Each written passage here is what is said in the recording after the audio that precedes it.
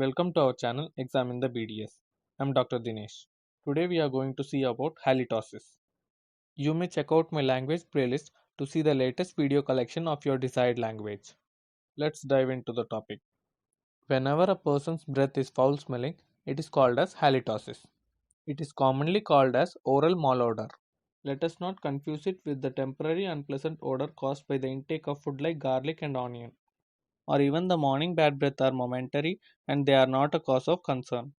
That said, halitosis can be classified into three: genuine, pseudo, and halitophobia. Genuine halitosis is the type in which bad breath really exists.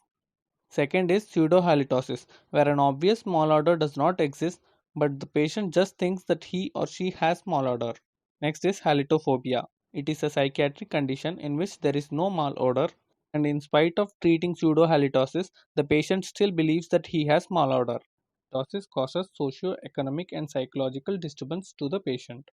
The patient often visits the dentist after their partner hesitates to move closer. Now let's discuss about the causes of halitosis. First, let's see the intraoral causes. In this, tongue coating is the most responsible cause. As the tongue has a high number of papillae, these act as a rough surface accumulating a large number of bacteria, food debris, and desquamated cells. The next cause is periodontal diseases. In periodontitis, deeper the pocket, more the number of anaerobic bacteria, and they produce higher levels of VSC. VSC stands for volatile sulfur compounds, which causes the disturbing odor. Other periodontal diseases like pericoronitis and necrotizing ulcerative gingivitis also produce foul smell. Causes within the dentition are deep caries teeth with food impaction or extraction socket impacted with food. Sometimes, even dentures that are not well maintained cause bad breath. Dry mouth also causes malodor due to the reduced production of saliva, which leads to the accumulation of large amount of plaque and extensive tongue coating. Now let's move on to extraoral causes. Ear, nose, throat infections might be responsible if there is tonsillitis, sinusitis, or ear infections in the patient. Lungs might be a cause if the person is suffering from lung diseases like bronchitis or bronchiectasis, which produces foul smelling sputum. Gastrointestinal tract might be responsible if the patient is suffering from GERD, in which the contents of the stomach flows back to the throat. Liver and kidney diseases may cause halitosis if there is improper metabolism and inefficient excretion of waste products from the systemic circulation. In this case, there will be fecal or fishy odor exhaled from the lungs. Other systemic diseases like diabetes also causes different unpleasant odors. So let's see how to diagnose it correctly.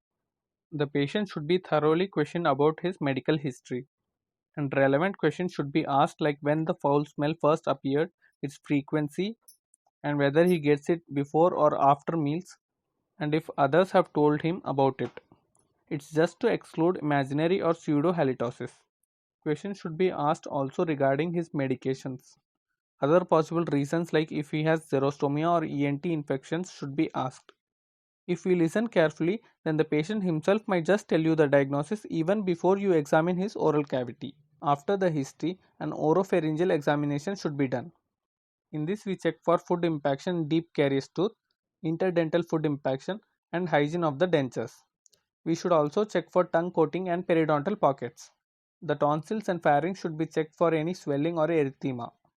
So let's now see the treatment section.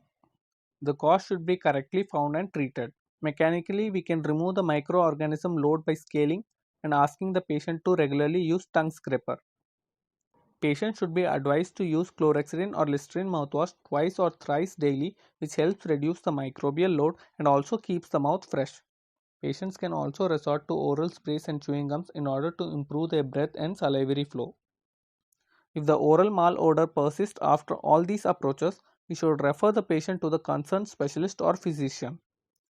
This is done to investigate other possible causes like ENT infection, liver, kidney, or any other systemic disease.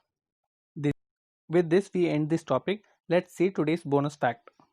Scientists estimate that the human nose can recognize a trillion different scents, which is equal to 1 lakh crore different scents. If you like this video, share and subscribe our channel. Thanks for watching.